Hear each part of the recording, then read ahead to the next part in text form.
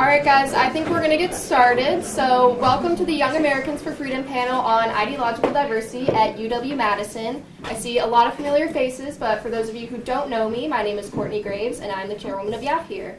So our organization encompasses everyone on the right, from traditional conservatives to libertarians, with the goal of promoting free speech, traditional values, and yes, ideological diversity on college campuses.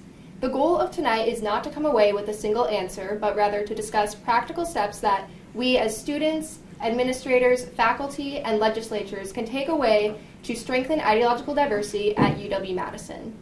After the assassination of Charlie Kirk on a college campus, it has become apparent like never before that campuses need to be a place where students can freely share their views without fear.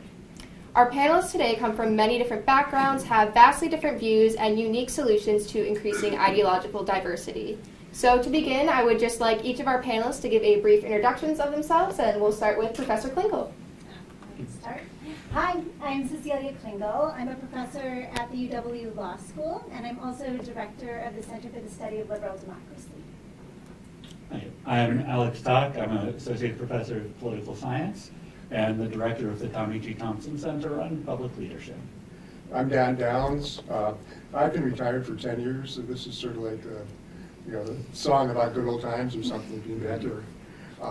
I was in political science, affiliate professor of law still, and of journalism. And I've been involved in this issue for going back to 1992 at least.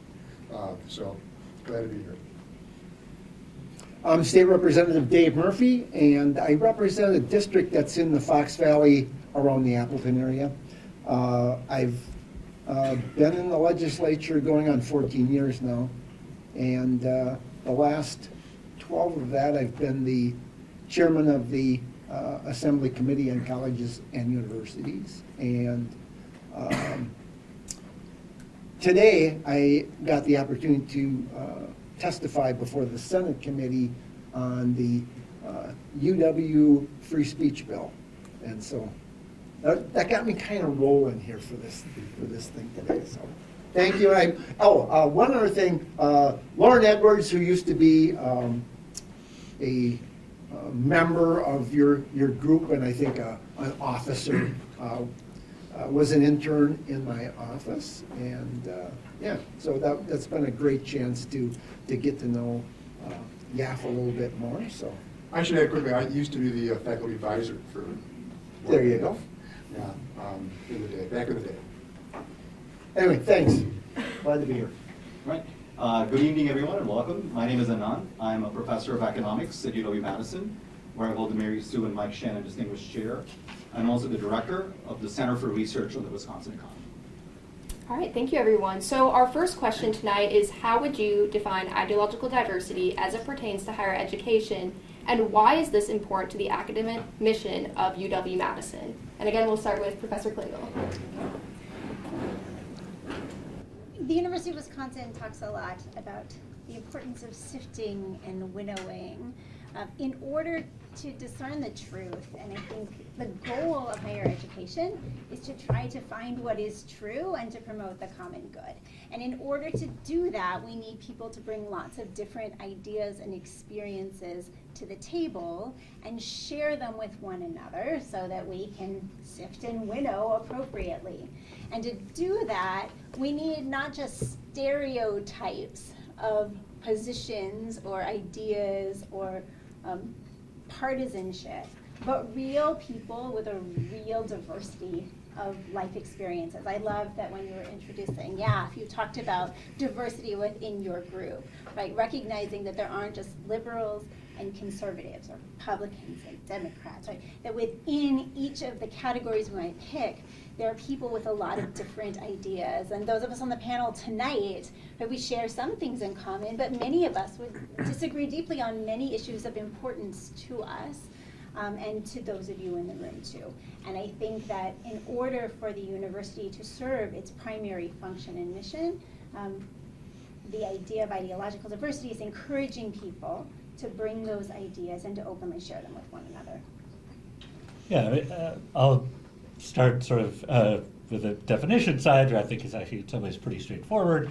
ideological diversity, at least in my mind, means that there are a diverse range of ideological perspectives on campus, whether that's amongst the students or amongst the faculty.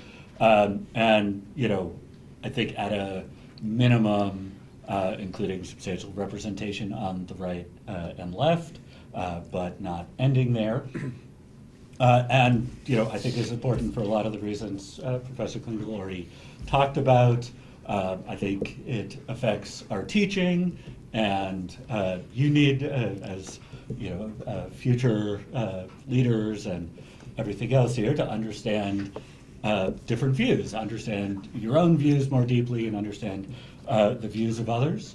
I think it affects our research, both in affecting the sort of answers we get sometimes, even while we try our best. We are humans, and we are subject to motivated reasoning and all sorts of effects like that, but also affects the sort of research questions that are asked. So there's some questions that are, you know, not going to be asked, if, particularly if you think you're not going to like the answer, or if you think it's just not likely to show anything because of your ideological perspective. So I think across the board, it is essential for our truth-seeking mission that is at the core of the university, and essential for educating the future generation.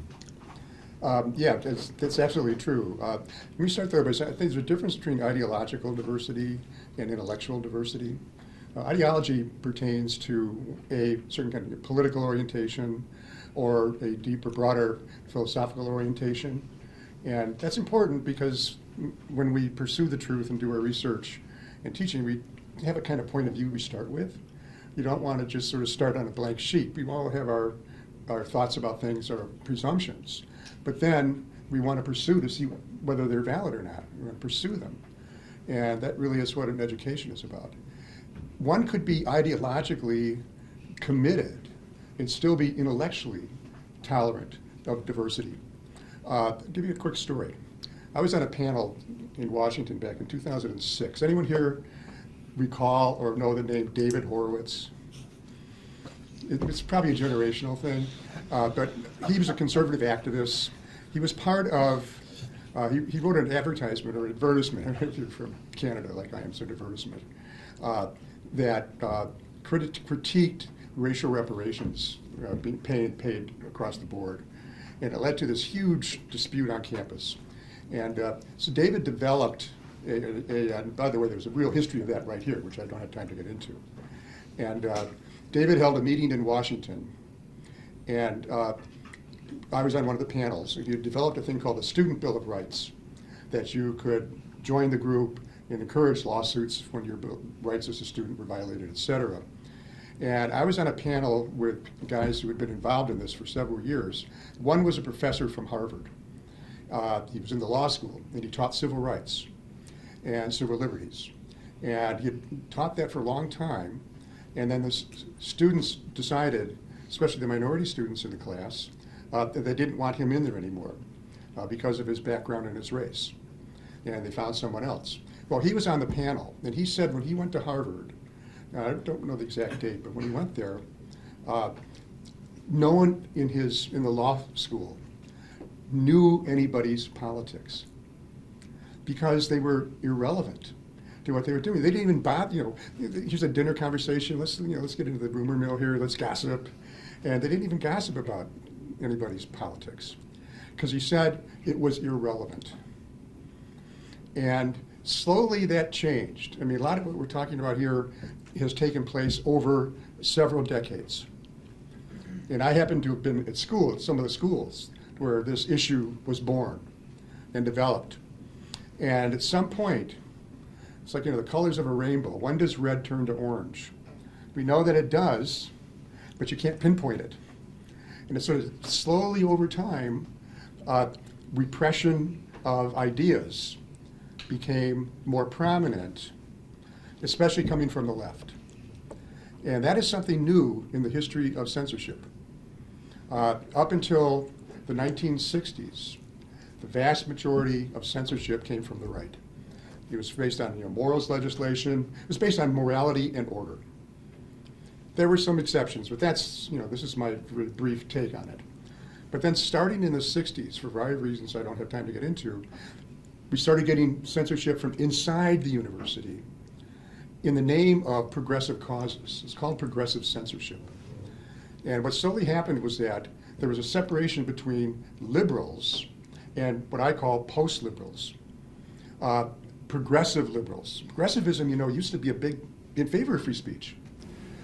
The University of Wisconsin, the first statement in the nation on academic freedom for the American Association of University Professors, had 15 professors, almost all progressives, that signed it. 2 were from here. Robert Ely, a progressive labor historian, socialist, who also owned Picnic Point and made a bundle of money out of that, by the way. He was one of the signers of this. He was a total free speech champion. And Wisconsin had another signer of that document. So progressivism went hand in hand with the pursuit of truth, which we're about subpoena winning, by which alone truth may be found. And slowly, progressivism sort of grew out, modern contemporary progressivism grew out of the intolerance of the left on campus in the 60s, of which I was a part, at the time. But also questioned it at the same time, kind of low.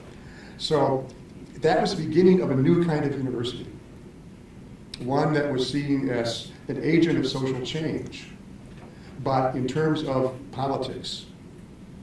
And in my view, university is an agent of social progress, but by training our minds, by exposing us to the diversity of truth in the world, diversity of ideas in the world, giving us more intellectual sophistication and tolerance. We influence the world by helping to train people's minds and to give them knowledge and teach them how to critically think, which only can happen when they're exposed to everything. And the final point is, education always felt, I probably never outgrew this, it's not just knowledge, it's an adventure. It's fun. Learning new things and arguing. I had liberal students when I taught here. They were so ticked off about the fact that other students were afraid to challenge them. They wanted that challenge. So we owe it to ourselves to take this issue really seriously. Intellectual diversity is the only way to do it. So, sorry, I kind of went on, but this is, anyway, yeah, sorry. Dave. Well, this whole thing is unfair. Why do I have to talk after Don Downs? That's not right. No, I'm setting you up. So. Okay, quick answer. How do you know if there's intellectual diversity on campus? First of all, from a practical standpoint, you guys are in class every day. If it's painfully obvious to you what the point of view of your professor is, he's doing a bad job. You should have a hard time figuring that out, and the best professor is going to make it hard on you to figure out who he is and what he thinks. The other thing is, does every professor have the same point of view? If you go to class after class after class and you see the same thing over and over and over again, then you're not getting the kind of education you should be getting. So today, I was before the Senate Committee on Higher Education, and I was testifying on the free speech bill. And I was really interested to listen to the UW administrator sit before that committee. And the bill does lots of different things that talk about free speech rights and due process rights and everything else. What did he talk about? What was he concerned about? He was concerned about the penalties in the bill for the university system if they violate free speech rights. When I talked to that committee, I looked at the chairman of the committee and I said, do you care about the penalties for robbing a bank? Of course he doesn't. And why doesn't he? Because he's never going to rob a bank. When you're sitting there and your main concern is about the penalty, that means, that tells me that you think there's a pretty damn good possibility that you're going to violate it. And this is a situation in which there is no violation for the first time. The first time is a warning, and then there's a possible penalty. So that was very disturbing to me. I'm gonna let Anand talk now and see what he's got to All right, say on this. I don't have a whole lot more to add. I wanted to first just say, as a definition, I think of ideological diversity or intellectual diversity a lot more similarly than, say, demographic diversity, which is in the traditional sense of DEI in college campuses. I want to make that distinction, I'll get there, but ideological diversity kind of refers to like the inclusion of broad spectrum of political, philosophical, worldview perspectives amongst faculty, students, staff, everyone in the university community. I think it's important that academic environments are not dominated by one single perspective, so as to foster a robust debate and intellectual pluralism. On campuses where you have like an ideological echo chamber, you students are going to be shortchanged. You're going to be graduating into a world with untested beliefs, unchallenged assumptions, ill-equipped to navigate the world that's outside. And that's important because the campus queue is way to the left of society at large, like either Wisconsin or the rest of the nation, right? So this is not representative, and the degree of lack of representation of society has just gotten worse over the last few decades or so. I want to emphasize, this isn't about endorsing every view, right? But it's about humanizing the other view, be it about climate change, be it about economic inequality, whatever are the topics and issues that you care about. Don briefly mentioned the AAUP. Was created more than 110 years ago. It was interesting because Art Lovejoy was the chair of that committee, and he was trying to convince his progressive colleagues, we need academic freedom. That was at that time, it still remains a conservative ideal. And in exchange, you will get the ability to kind of have control, academic control of faculty. The way I would have described Don's description from the 60s all the way to today is we had old school liberals who hired Marxists, who hired cultural Marxists, and here we are. That doesn't do as much justice, but I want to be brief. But I want to end with this. I want to make a distinction between intellectual viewpoint diversity, ideological diversity, and demographic diversity. So I go back to demographic diversity in the sense of race, ethnicity, gender. Does that sort of diversity matter? What's the empirical evidence? So I'm just going to, that's why I have my notes. A common finding in the economics literature is that diversity in ethnicity is actually negatively associated with firm productivity. The average, within quotes, the average impact of corporate DEI is 0, and some evidence suggests that the impact can be negative if the training is mandated. Researchers at Harvard saying we've been speaking to employers about DEI training for more than a decade, with the message is loud and clear that diversity training is likely the most expensive and the least effective diversity program all around. So why even get to this? There was an article published 2 days ago at Inside Higher Ed with the title, Viewpoint Diversity is a MAGA Plot, written by a Johns Hopkins professor. So the intellectual elite kind of finds the need to kind of rebut that. And so I said, what are the reasons why viewpoint diversity might matter? To me, here is my hypothesis. It's not just a hypothesis pulling off my behind, but it's really intellectual diversity, ideological diversity, viewpoint diversity that matters. And demographic diversity is a very poor proxy for intellectual diversity, right? So by that I mean like cognitive factors and intellectual factors, ideological perspectives, and so on. And a 40-year review of demography and diversity in organization finds viewpoint diversity reliably boosts performance by introducing varied perspectives, while demographic diversity's effects are either negligible or negative.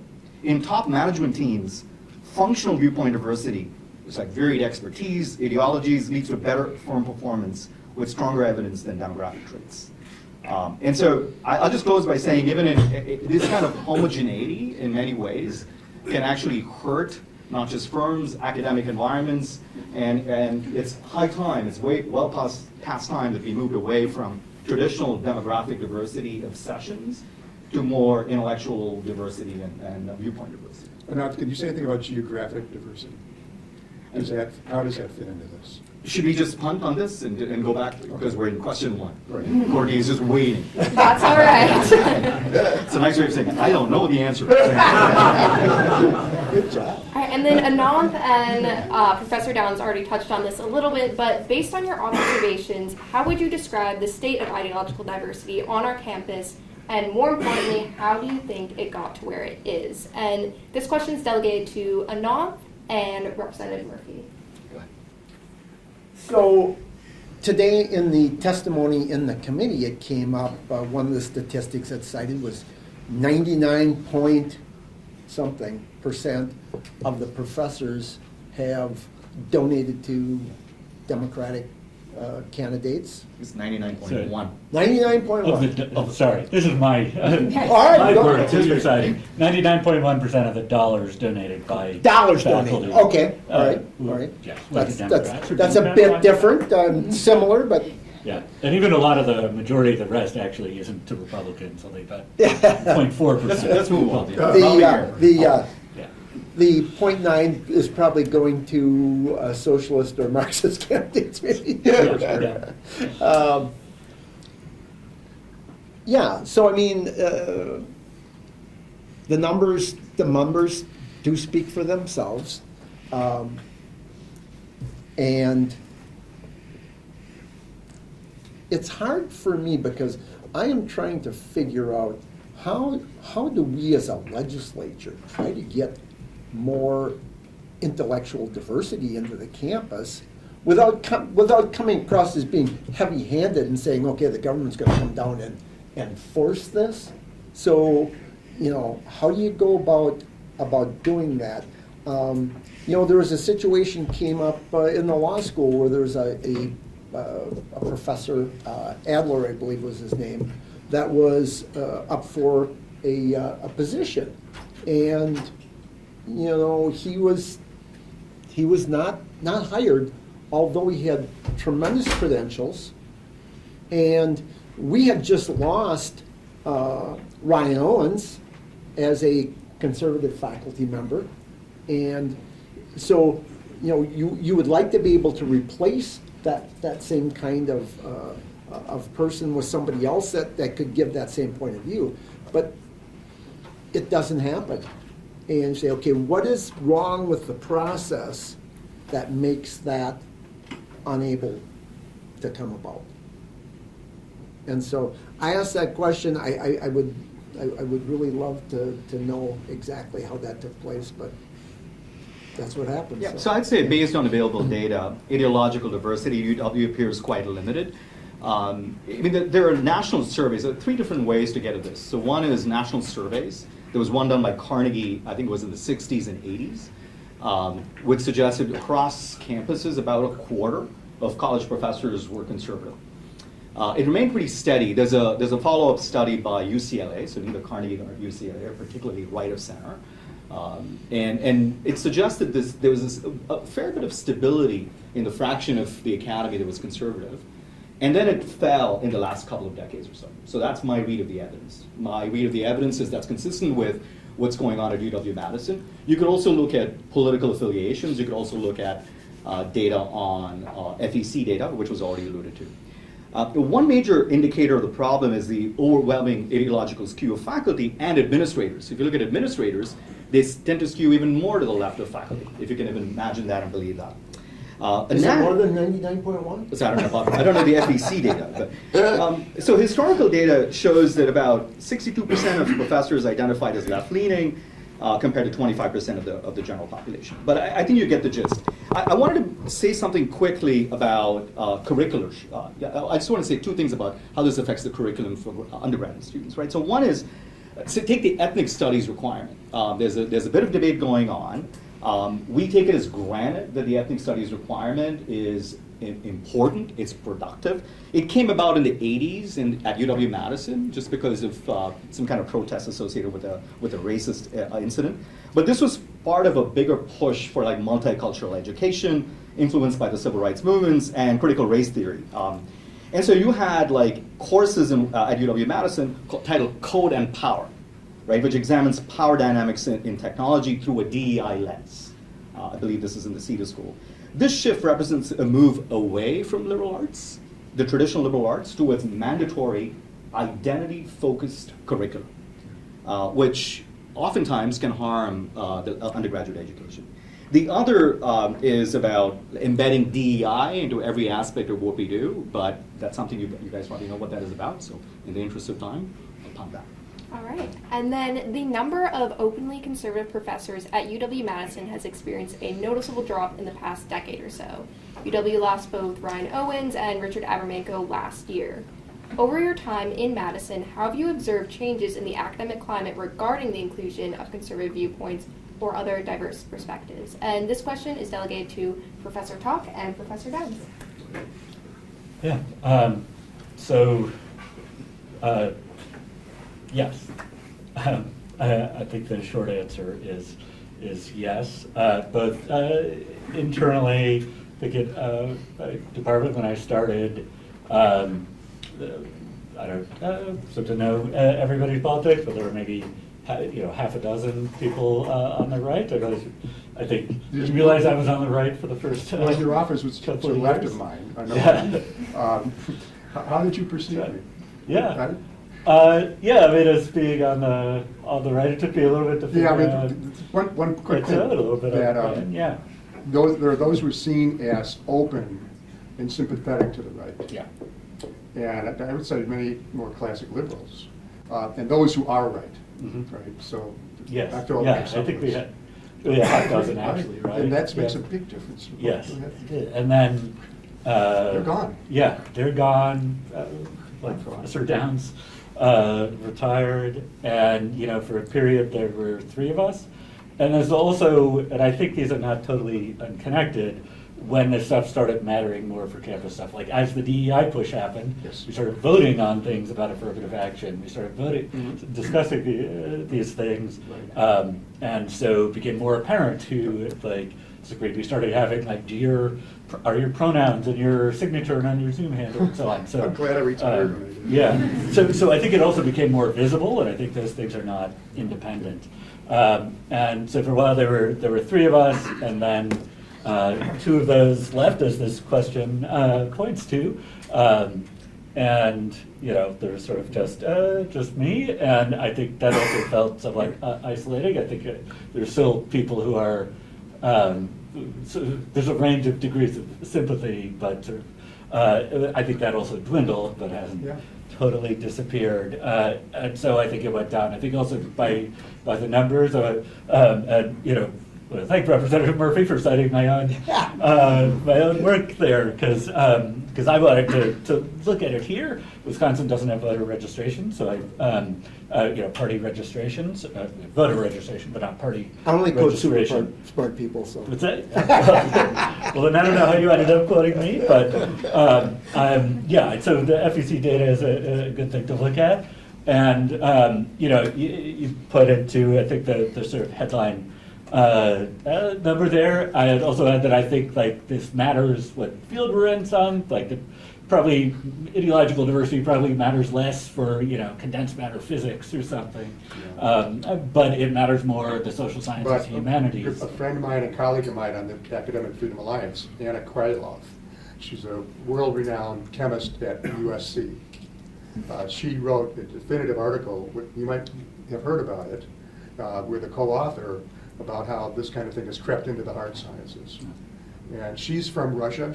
Her family were refugees from Russia. And her parents, or grandparents suffered under Soviet science and Lysenkoism. I won't explain what that is. It's Soviet science, science in the name of politics. And that has taken over some of the that has infiltrated into some of the hard sciences. Recent conference I was just came home from yesterday. A woman who does biology, she says, she's really concerned if she can speak her honest mind.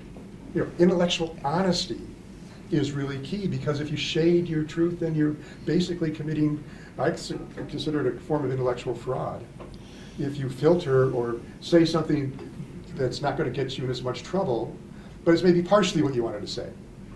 That doesn't work, you know. And merit becomes the fatality of this. It sure does, because we're the, you know, one of the grounds for inculcating values, intellectual values in the youth.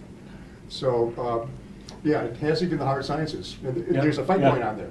That's It's also in the that's journals, totally true. it's in the professional associations, it's in the conferences.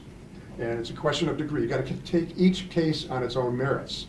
Some fields are better than others. Some universities are better than others. There's what, 4,000 institutions of higher learning in America? You know, it's very difficult to really get the bigger picture because it's so diverse, but the broader things change. Should we get back to question 4? Yeah, well, I think, no, you're totally right. I think it's grown, though, and it's sort of ground zero is somewhere the humanities, maybe, and where it is probably most relevant, and the numbers are worse there. So at least for the data, I could only go back to 2010, but since the data that I have starts, no faculty member in the humanities has donated to any candidate or cause on the PAC on the Republican side. It's been exclusively on the left, and probably back further. That's where it starts. But the outside of the humanities, where there actually have been a few donations on the Republican side, that has decreased over the last 15 years by about threefold. The one response I've got, and sometimes when I point to this data from faculty who think there isn't a problem here, is, oh, well, that probably understates the ratio of left to right on campus, because conservatives are probably, Republicans probably don't feel comfortable donating because that's public information, to which I sort of feel like that's worse. That's worse if Republican faculty feel like they can't express their views because of how that would be responded. I think it's actually better if they feel like they can, but they're just underrepresented. So. Well, I'll be real quick since I already took up some of that time. First of all, just part of it is a matter of recruitment, who conservatives wanting to go into the academic profession. And there's some sociology on this. I read a long book on it. I forget the name of the author now, but he's a pretty well-known guy in the field. So there are less conservatives going into the profession. And of course, there's a two-way street there. They see the stories. Do they feel welcome? I had to warn a couple of potential grad students in the past, be careful if you're going to go in, here's why. Second, at one time, I was pretty much on the right, and but while my tenure here, over time, we formed a group called the Committee for Academic Freedom and Rights. I've written a lot about it, and it was up to 20 faculty members that responded to the original speech codes that were passed in the wake of the late 1980s and the changes that happened on campus that are not referred to. And we abolished the faculty speech code, first university in the country to do so without being ordered to by a court, through a faculty movement that I was very involved with, but I had allies that were unbelievably solid people. One of them, the leading scholar in the world on European fascism. 26 books, last I looked, that was Stan Payne in history. And we were taken seriously. We abolished the speech code. We got involved in administrative decisions. Policies changed all over the place. What we didn't, and that changed somewhat the culture. The faculty senator's not going to abolish the speech code unless something has changed. And we had liberals that believed in free speech like they used to, but they've all retired. And but things were really relatively good while I was here. My department treated me well. I never felt uncomfortable. As a matter of fact, they valued me. And but part of it is being, to be a little more strategic maybe than some of the others. But I've been gone now from the department for 10 years, so it's hard for me to assess. I hear bad things. But that's all I can say. I don't know for sure. So finally, just a quick point about administrators. All this happened, like I said, a slow process of change. And administrators are very much more politicized. When FIRE, the Foundation for Individual Rights in Education, and now Expression, which was related to our group, by the way. We had a lot of interaction, and we helped them get started even. Slowly, all these stories about administrators in early sessions of inauguration, what's it called? Orientation, thank you. That things were happening, making students stand up and vow their racial loyalties and things like that. That was administrative, I would call it administrative tyranny. And it was happening all over. And administrators started coming from outside the university, people with no experience in teaching and in research. Basically, it was like an alien takeover of a lot of universities. So that's another big factor here. All right, thank you. And then the next question is going to be delegated to Professor Klingle and Professor Talk. So could the limited number of right of center faculty at UW-Madison stem not only from fewer conservatives pursuing academic careers, but also faculty hiring processes that bar them from being hired in the first place? Do you want to talk to now? I promise I'll answer the question you asked me, but I did want to also just round out a little bit of what we've been talking about, which has to do with the pool of faculty candidates as well. We've heard a lot about lack of ideological diversity as measured by contributions to political campaigns, and that's a piece of the puzzle. But again, talking full spectrum, I think there are lots of other ways to think about and measure ideological diversity. There are many people consider themselves or fit under the broad umbrella of conservative who may not be active in partisan politics, right? And their concerns and the impediments sometimes to their participation are more around their religious affiliation and values. It might be about their prioritization of family. A lot of women who consider themselves conservative are going to be reticent to enter a faculty career in departments that don't value families, or where they don't see people taking time to raise children, or see that as an impediment to their ability to obtain tenure, right? And so we have a lot of opt-outs for that reason. We talked about the humanities, and certainly the humanities have their challenges in the ideological space, but in the sciences as well, often there is deep skepticism in the hard sciences to people who have deep religious devotion. And I've spoken to many faculty members who do not think they can speak freely about their beliefs at work and feel like they have to cabin those things away and not talk about them, or they face significant backlash, and even some of them have perceived that to be an impediment to tenure. And again, whether or not those ultimately become decisional factors, even the sense that people have that you have to isolate a huge part of your life, and maybe even the most important part of your life, makes people not want to opt into academia, even among those who have graduate degrees and are viable faculty candidates. So when it comes to the hiring process, I think culture is so key. In any university, you're going to be able to point to departments that have a culture of valuing and welcoming diversity of thought. And even though in those departments you may still have a skew, I think you will have a skew in most American departments, those are places where people have a little bit more space, right, to explore different ideas and feel welcomed. I think we're used to hearing, in the context of demographic diversity conversations, discussions of the importance of avoiding tokenism, and how when people are the only person in their department fitting a particular profile, right, that's a lot of pressure, right, to represent every conservative, right? It's not realistic. It's a false representation, right? It invites stereotyping. It's hugely problematic, and it's unpleasant. And so one of the challenges I see is that places that are welcoming to a wider variety of ideas, including ones that are more conservative, traditional, Republican, whatever metric you're using or box you want to put people in, those places tend to get more people like that because it's a welcoming, comfortable place to be, and you build community and you feel like you have support. And in places where you're going to be the only one, right, that's alienating and isolating, and it is very difficult to recruit lateral candidates to come to places like that. And it is often only lateral candidates, by which we mean people who already have tenure at a university. We're trying to get them to move somewhere else. That can be tricky to do But it's important often because often those are the only people who feel free to speak fully what their mind is. Most pre-tenure faculty are counseled actively to be discreet about taking open positions that are seen as opposing kind of the status quo or the norms of departments. And that's true not just in the ideological diversity context, but it's particularly true in that space.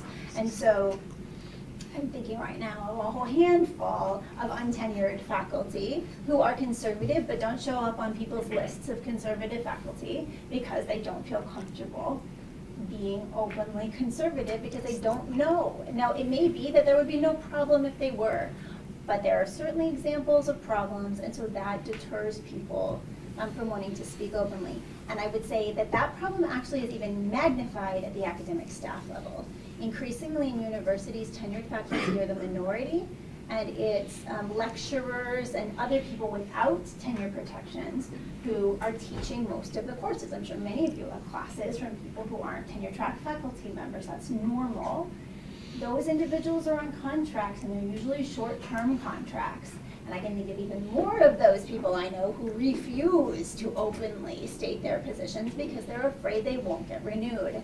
Now, Professor Seshadri was correct, right, that when we sort of look at academic staff as a whole, it appears they're even more ideologically skewed left, your left, mine right, than our tenure track faculty. But among those who are not, I think there's tremendous pressure, often, or perception that there's a need to hide themselves. In that environment, it shouldn't surprise us then that we also have problems with hiring, because although, again, some departments are going to be open and even see intellectual diversity as a plus, unfortunately, you get these insular spaces where you have departments where voting on tenure track hires takes place among tenure track faculty, right? So it's a smaller group of people who are making these hiring decisions.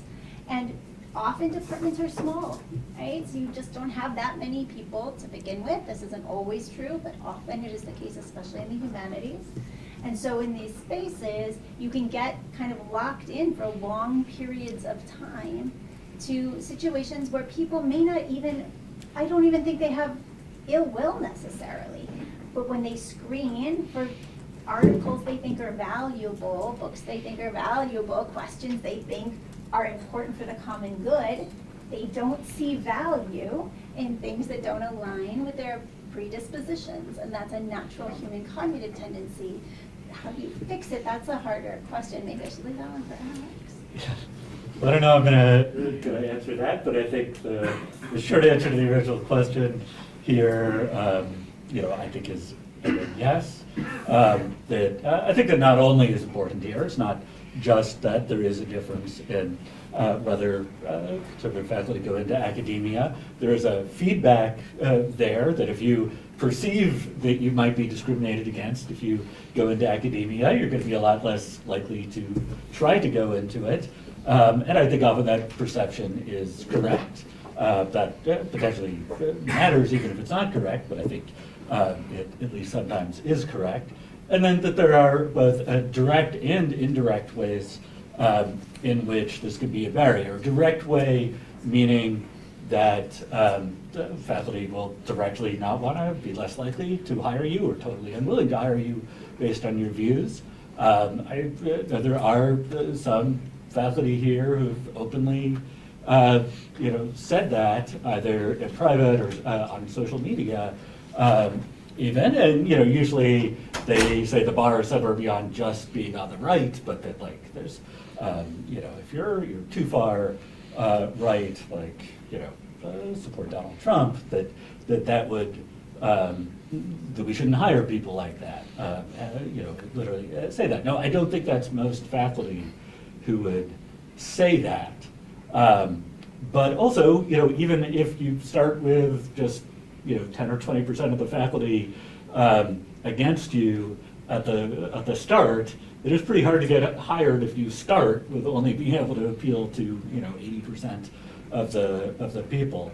The second thing is there are indirect ways that if for ideological reasons you think this question isn't important or this answer is probably wrong or so on, you may be less likely to do it. I think we've actually seen something where some of the best research on some parts of social science having nothing to do with money comes out of econ, because econ is a little more open to having some other perspectives that some of the other parts of social sciences are not.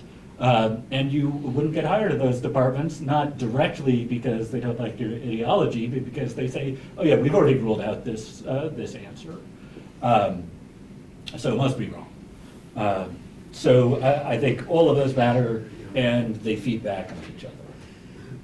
All right, thank you, Professor Talk. And we have 3 more questions left, so we're going to move a little bit faster on these ones. But the next question is going to go to Representative Murphy and Ananth, and it is, should the Wisconsin State Legislature play a role in addressing ideological diversity on UW system campuses?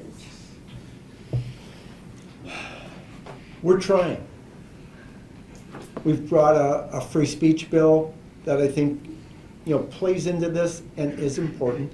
I'm on the board of directors of a organization called Free Speech for Campus.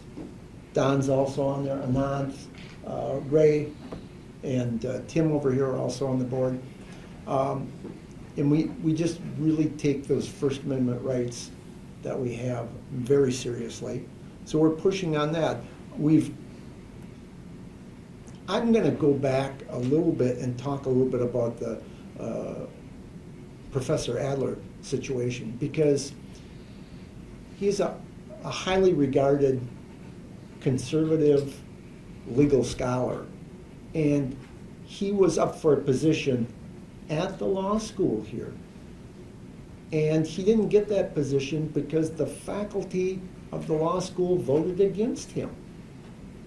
So my question is, how does a conservative professor ever become a tenured track professor in the law school anymore? How is that going to happen? If the faculty there is going to stop everybody who is a conservative, then I don't know what the what the path forward here is. And to the point where, as a legislator, I start thinking to myself, how do I break up this system? How do I change this? And I've always felt like I don't want to exert more power or more regulation over the university than what's necessary. But boy, you get to the point where you start saying, well, what is necessary? It looks like this is necessary to do something about this. And I don't know how we have diversity of viewpoint if we don't do that. Yeah, so I concur. I mean, if you'd asked me this question maybe 10 years ago, I would have said, state of Wisconsin or President Trump, lay off. I mean, Yeah. free markets, like let us be. I want to make the case, I think that's consistent with what the representative just said, that things took a turn decidedly for the worse in the last few years or so. And I don't know how best to do it other than give you guys some examples. I think people on the panel probably know all these examples. I'll start off with Gordon Klein, UCLA professor, 2020.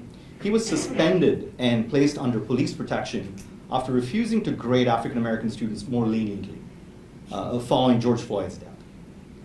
University of Pennsylvania director stepped down after a leaked email noted struggles of underrepresented minority students that sparked widespread condemnation and investigation. MIT,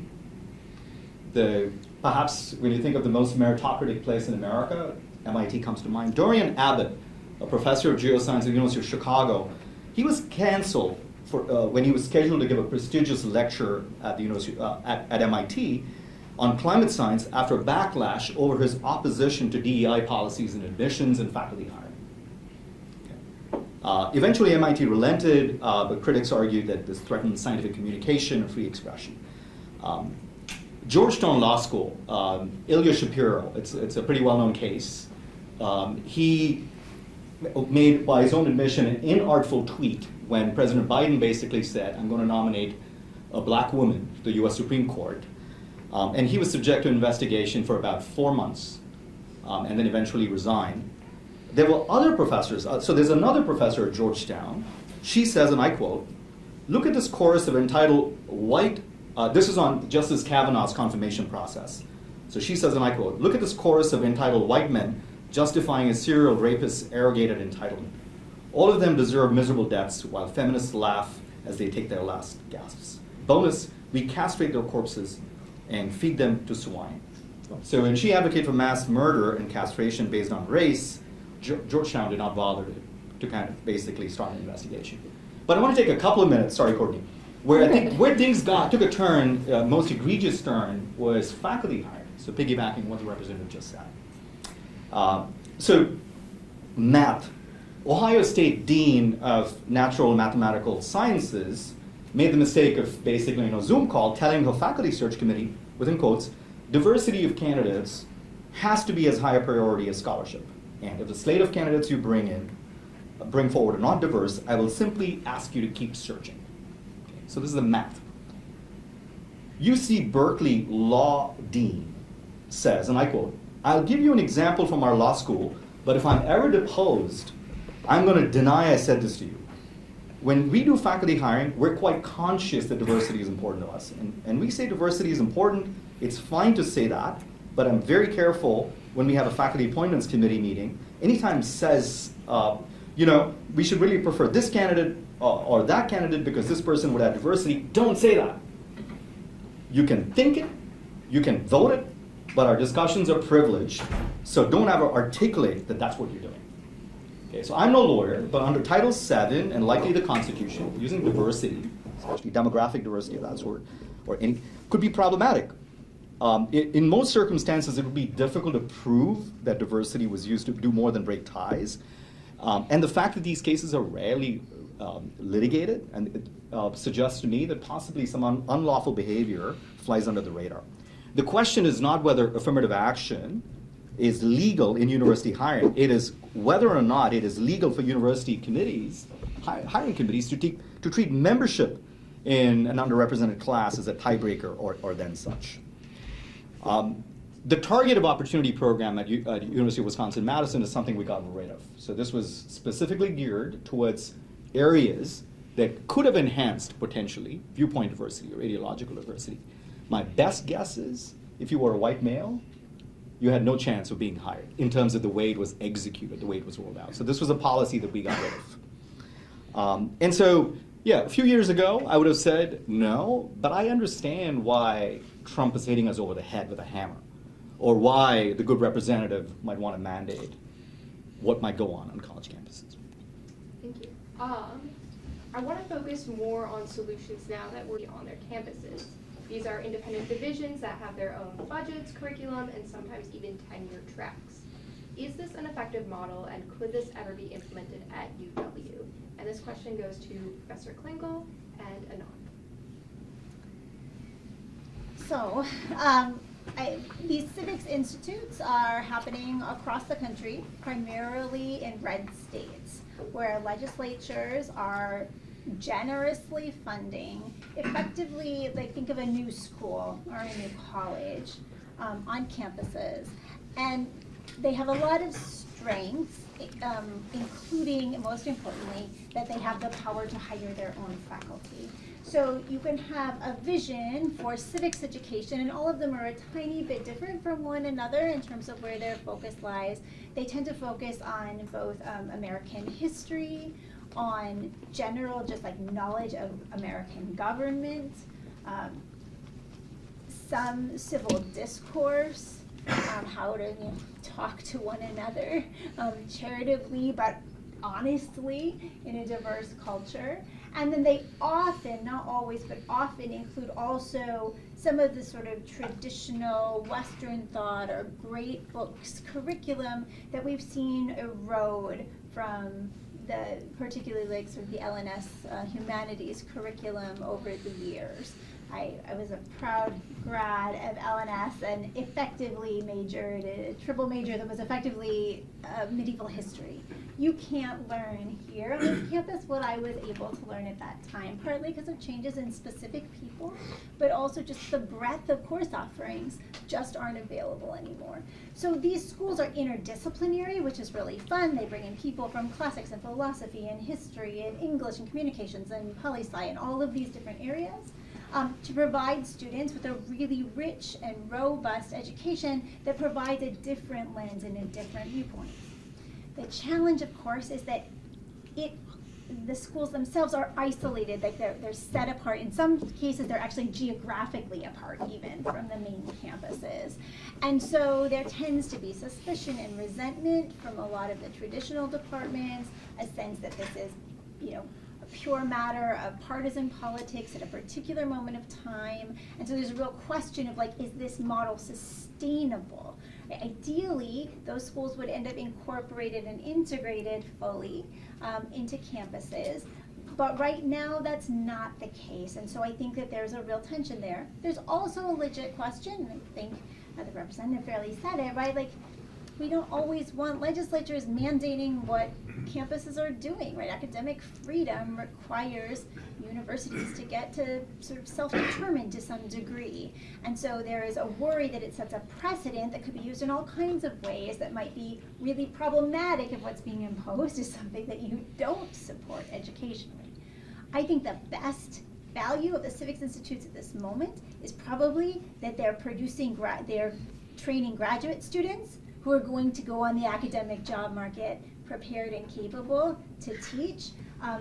The danger right now is that they're sucking up faculty and making lateral hires and aggregating pretty much all of the openly conservative faculty in the country at their civics institutes, which makes it really hard for other schools to find people who are able and willing to come teach. That's just a personal complaint, a challenge that I see. I think 10 years from now, there will be a much larger pool of people who are writing in a much greater variety of areas than we have now, and that's exciting. Is it something we can do here? I think that's a harder question in a purple state, what that would look like, though I know there's a lot of creative thought going on. I'll just give you a short answer. The answer is yes, so you can get your All right, and then we have our last question, and my fellow board member CJ just brought in ice cream, so we'll make it quick. The Foundation for Individual Rights and Expression released its 2026 College Free Speech rankings in September, placing UW-Madison 101st out of 257 colleges and universities nationwide. However, FIRE's report put UW-Madison in the bottom 25 institutions nationally for students' comfort in expressing controversial and political opinions. What could be done to address challenges related to free expression? And this question goes to Professor Downs and Professor Topper. Well, I mentioned earlier the different phases of this battle, and I see three earlier periods and eras. The last one being the era of post-liberal repression, but we're in the fourth one right now. It's I call it the era of ferment. That compared to 10 years ago, there's a lot of resistance and things going on. Dave referred to Tim's organization, the Free Speech for Campus. That's just a sliver of everything going on. FIRE is now of great prominence. It's replaced the ACLU. Yes, the greatest defender of free speech, and they're allied to all sorts of people. I'm a member of the Academic Freedom Alliance out east, and we've had 30-some cases already in 3 years. A key starting point,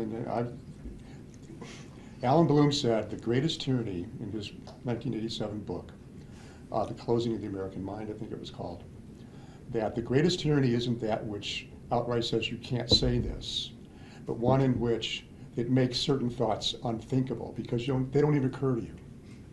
And that's why intellectual diversity is so crucial. I should have started with Bloom. But the only way to do that is to speak out. Those people who care, and we got to hope it's not just conservative. I mean, that's a disaster if it just becomes a purely conservative. We want to serve the country. We want to, and are there silent liberals who are afraid to speak out? If enough people make this an issue and give public voice to it, that can provide cover to those who really want to do something but are afraid to. And there's a great book called Private Truths, Public Lies by the economist, sociologist, Tabor Kuran. He talks about if more people get involved, if the underlying situation is untenable, but people are afraid to speak out about it, what you need to do is some sort of event that will occur. I would say October 7th, which interestingly hasn't been mentioned here. That was a watershed event. And now all sorts of groups around the country, free speech groups at a lot of schools around the country have sprouted. The University of Chicago Forum, which was started because of October 7th, $100 million anonymous donation from somebody. Well, but I don't know what you can do with $100 million. And you get too much money, and the big problem is, okay, what do I do with it now? But so we're in this era. The debate has opened, and Trump has helped open it, right? And we got to be careful because some of what Trump's doing is not good. I'm not MAGA, okay, but he's part of the game. It's an era, and universities are going to have to change. I'll leave with the final comments. Famous economist used to be on the Wall Street Journal editorial board or board of visitors. If something is unsustainable, it will eventually stop happening.